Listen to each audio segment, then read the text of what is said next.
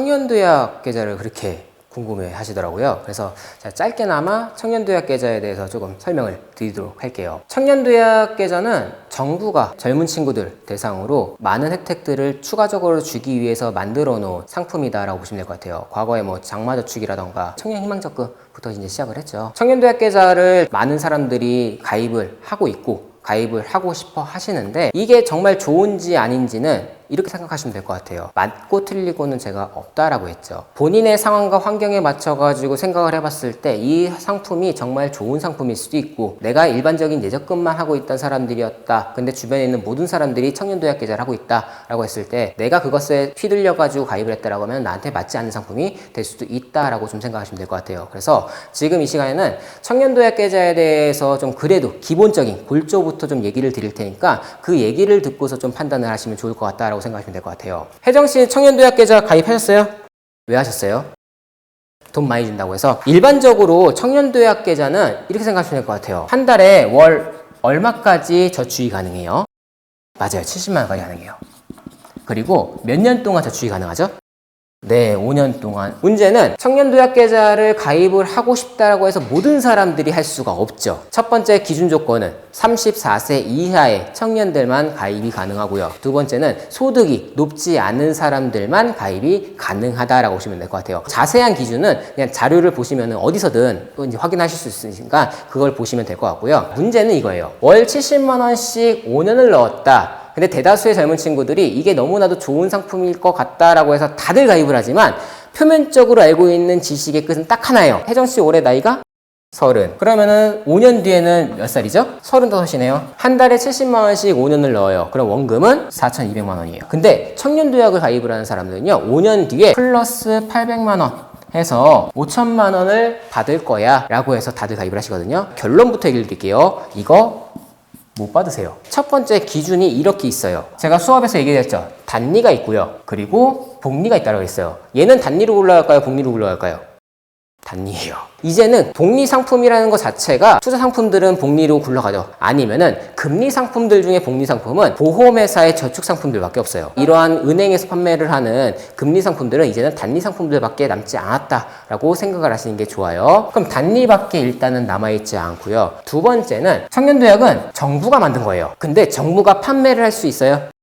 못해요. 정부가 은행에다가 대행 판매를 맡긴 거예요. 왜? 은행이 활성화가 돼야 돼. 활성화가 돼야 되는 이유는 대한민국 금융기관 중에서 은행은 대출 회사거든. 그러면은 대한민국에 있는 가계기업들은 대출을 받아야지만 할 수 있는데 은행의 돈이 늘어나려면은 당연히 예적금을 하는 사람이 늘어난다거나 아니면 청년도약계좌 이런 금액을 통해서 돈이 늘어나야지만 대출이 활성화가 될 수가 있기 때문에 대출이 활성화가 되는 이유는 마이너스 때 제가 얘기 드렸죠. 선진국으로 가면 갈수록 금리가 마이너스로 갈 수밖에 없고 대출이 활성화돼가지고 경제가 기업이 발전할 수밖에 없다라고 얘기를 드렸어요. 요즘에 젊은 친구들은 많이 똑똑해져가지고 은행에다 돈을 넣지 않아요. 직접적으로 투자를 하죠. 달러로 환전을 해가지고 미국에다 직접 투자를 하죠. 그러니까 우리나라에 돈이 없는 거야. 그러니까 이러한 것들을 바탕으로 경제가 굴러갈 수 있게끔 만들어 놓기 위해서 정부가 은행에다가 대행 판매를 시켰다라고 보시면 될 것 같아요. 그러면은 그래도 혜택을 줘야 될 거 아니에요. 만약에 혜정씨가 내가 지금 현재 상황에서 은행 예적금만 가지고 돈을 모은 사람이었어 라고 하면은 저는 이거 괜찮다고 봐요. 다만 이거는 받을 수 없겠지만 우리가 시중은행에서 하는 예적금보다는 높은 이자를 받는 게 사실이니까 그렇기 때문에 나는 별도의 투자를 하지 않고 은행 예적금만 하고 있다라고 하면은 청년도약 나쁘지 않아요. 그러면은 정부는 어찌됐던 추가적인 혜택을 줘야 하기 때문에 정부가 주는 금리를 있을 거고요. 당연히 이거는 맥스치를 받아요. 문제는 여기에 플러스 은행에서 주는 가상금리를 받아야 되는데 이 가상금리를 맥스치까지 받을 수 있다라고 생각하세요?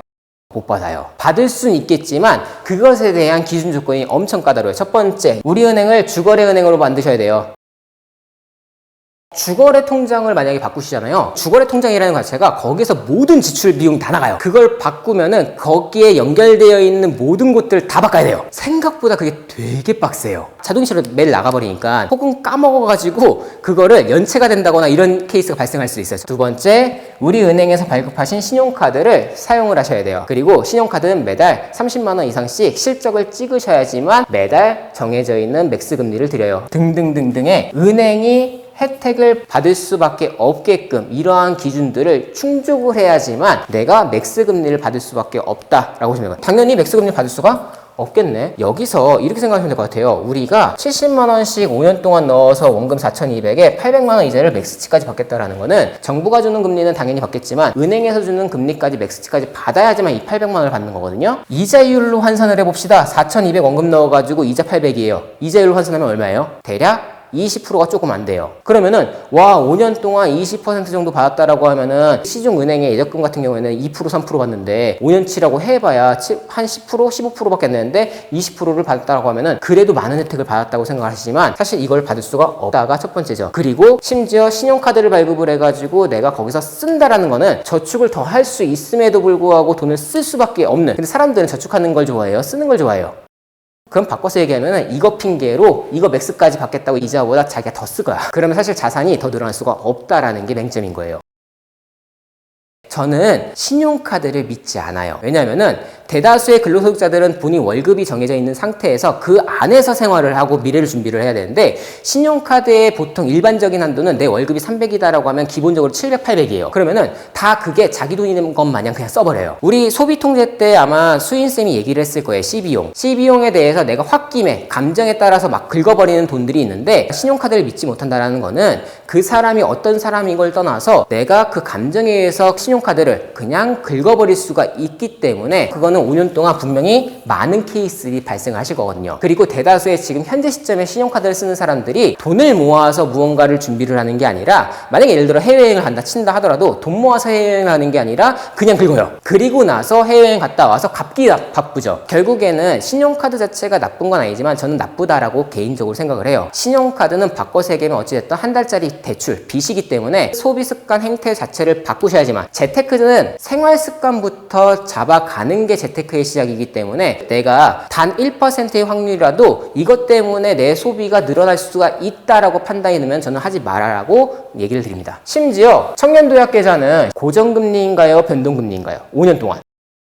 원칙적으로는 처음 시작부터 3년까지인 33살까지만 고정금리로 가고요. 그 뒤에 2년은 변동금리로 와요. 문제는 지금은 러시아 우크라의 전쟁을 통해서 물가가 엄청나게 올랐죠. 전 세계적으로 제조업체 공장들이 원유 가격이 올라가 버리니까. 원유 가격이 왜 올라갔네? 전 세계에서 원유가 발굴이 되는 나라는 총 3군데이죠. 텍사스유, 두바이유, 그리고 러시아 옆에 있는 북해에서 나오는 브렌트유. 그러면은 러시아가 에너지건 가지고 싸워버리니까 원유 가격이 올라가서 물가가 미친 듯이 올라가 버려요. 그래서 현재 시점에서 물가가 너무나도 올라가 버리니 금리의 가격을, 돈의 가격을 가치를 올리기 위해서 올리던 거예요. 러시아 우크라 전쟁이 어느 정도 안정이 돼가고, 그리고 코로나도 이제 종식이 됐고, 여러 가지의 이제 경제 상황들이 안정이 돼가면서 다시 금리는 마이너스 방향으로, 우하향으로 떨어질 수밖에 없다라는 거예요. 그러면 지금 현재 시점에서는 아직까지는 금리가 높은 금리이겠지만 이 금리로 3년 동안은 고정을 받겠지만 3년 뒤의 경제 상황은 지금보다 훨씬 더 나아질 수밖에 없기 때문에 금리는 지금보다 당연히 떨어질 수밖에 없다는 거죠. 그럼 그 시점에 변동금리가 여기에 반영이 된다고 하면은 우리는 금리를 맥스치까지 받을 수가 없다가 돼버리는 거예요. 이렇게 떨어져 버리니까. 그러면 당연히 이 모든 것들이 반영이 되면은 원금 4,200을 넣고서 이자 800을 받을 수가 없죠. 아까 전에 4,200에 800만 원을 다 받는다 하더라도 이자율로 환산을 하면 대략 20% 가까이 된다라고 해서 크다라고 느끼실 수 있는데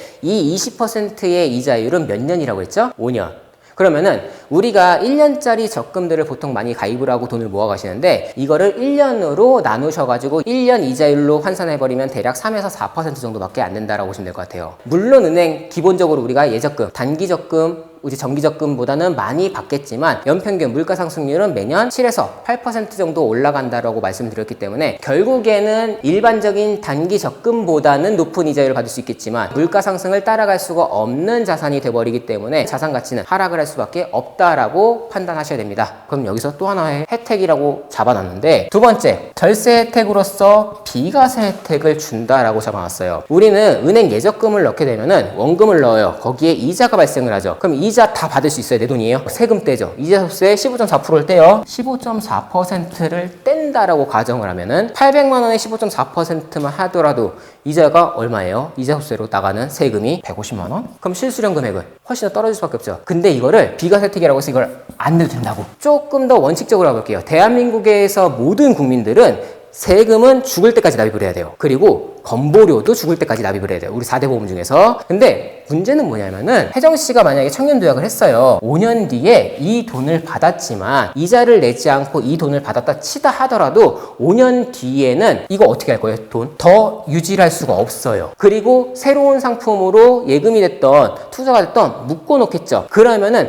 그 묶어놓은 그 상품에 또 이자나 혹은 수익이 발생해요, 안 발생해요? 발생을 하죠. 그렇게 되면은 그 상품은, 그 재산은 내 재산으로 볼까 말까 봐요. 그렇게 되면은 이 청년도약을 통해서 내가 만약에 이 돈을 받아서 그냥 쓰면서 살 거다라고 하면 상관이 없겠지만 이 돈을 가지고 재투자를 한다라고 하면은 그때는 내가 재산으로 얻어버리기 때문에 세금 건보료가 다 터져버린다는 거야. 그렇기 때문에 사실상 우리가 지금 당장에 저축을 해서 눈앞에서 끝나가지고 그걸 다 쓸 거다라고 하면 상관이 없겠지만 우리는 저축을 계속해 나가야 돼요. 언제까지? 은퇴할 때까지. 그렇기 때문에 내 재산이 늘어나면 늘어날수록 결국에는 은퇴 시점에 내가 필요한 시점에 절세가 될 수 있게끔 준비를 해야 되는데 대한민국에 있는 젊은 친구들은 이 5년도 길지만 그래도 이거 받겠다고 하는데 사실상 현실은 받을 수가 없다가 문제인 거다. 청년도약은 무조건 좋다 나쁘다 이 개념을 떠나서 어찌됐든 이러한 기본적인 골조와 내용은 아신 다음에 본인이 만약에 투자를 할 거다라고 하면은 이 상품은 그 사람한테 맞지 않는 거고 본인이 만약에 누군가 전문가한테 맡겨가지고 자산을 불려갈 거다라고 하면 이 상품을 맞지 않겠죠. 본인이 혹은 내가 은행 예적금을 통해서만 돈을 모아갈 거다라고 하면은 그 사람한테는 이 상품이 맞을 수가 있기 때문에 이러한 내용들은 조금 디테일하게